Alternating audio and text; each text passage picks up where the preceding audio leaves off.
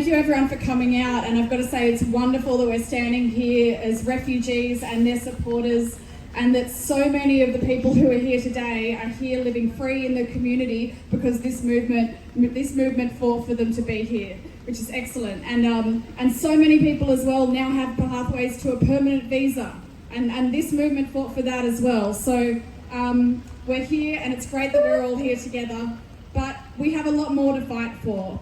We're here demanding justice and permanent visas for all refugees, which includes the thousands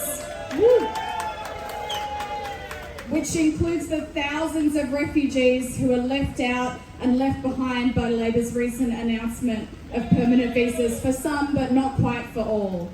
So we're also here to call to end the ban on resettlement of refugees from Indonesia. There's 14,000 people there waiting to be processed. And we're also calling on the Albanese government to stop turning back refugee boats and to end offshore detention. We're also having this rally in the tradition of Palm Sunday to call for peace, opposing the $170 billion nuclear submarine deal and the plan to build nuclear submarine bases right here in New South Wales.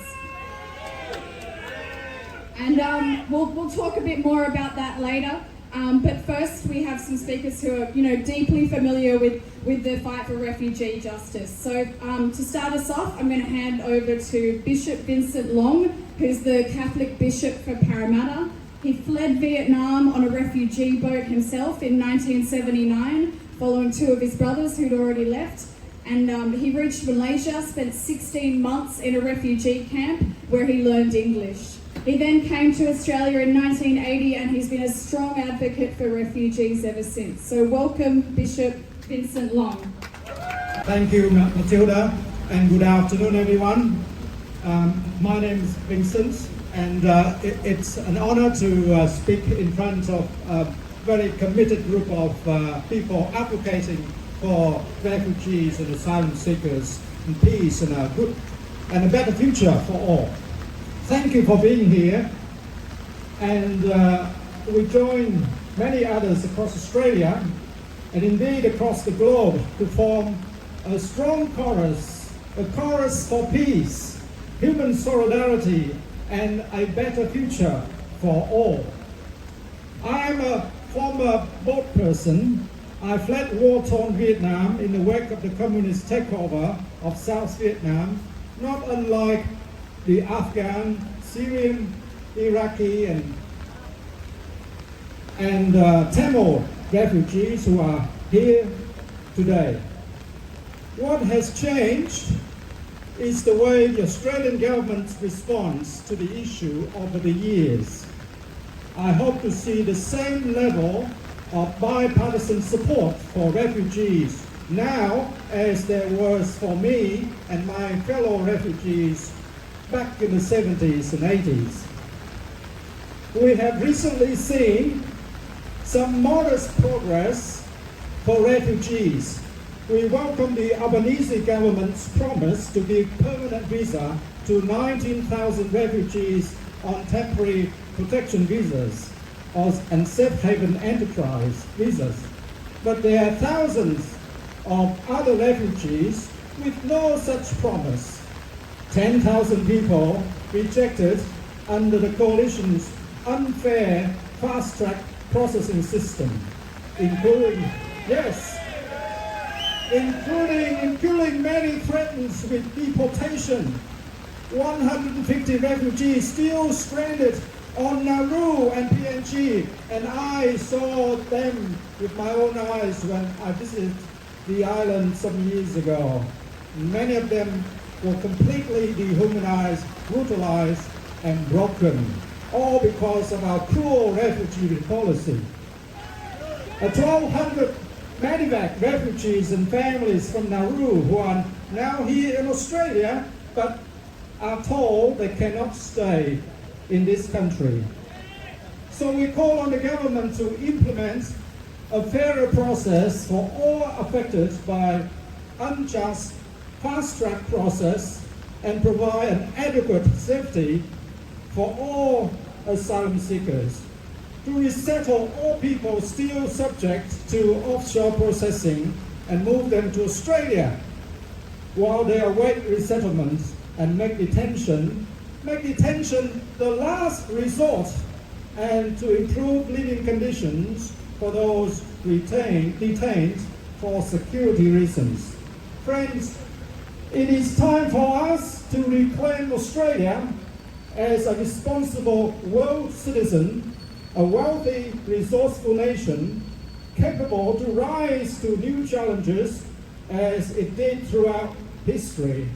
The kind of Australia that refugees like myself are living testaments to. So it is time to re-enshrine the best of our traditions with policies that reflect our solidarity, human decency, and care for the most vulnerable. It's also time to build a culture of encounter, dialogue, and cooperation instead of resorting to suspicion, mistrust, and warmongering. Rather than defaulting to military options, we need to ask how human security, both here at home and abroad, and the security of all creation might be best served at this time. The AUKUS deal, my friends, raises questions that touch the core of a healthy and mature democracy like Australia. Governments indeed have a duty to provide the defense for their people, but how they do that and how much they should spend is a matter on which the whole community should reflect on, and not just a decision for the government. What could this money do to combat poverty and growing inequality in Australia and globally? Will this deal make us and our country and our region and our planet safer?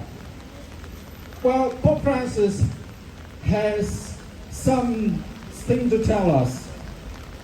In Fratelli Tutti, he sets out a vision for human family built on a culture of dialogue and encounter. He reminds us that international peace and stability cannot be based on a false sense of security and a threat of mutual destruction or total annihilation, or simply maintaining the balance of power.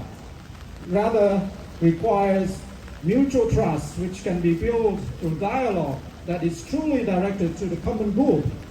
If we want to live in peace with our neighbors and with all the new powers, increasing military spending, increasing military strike capability is not the answer. So, my friends,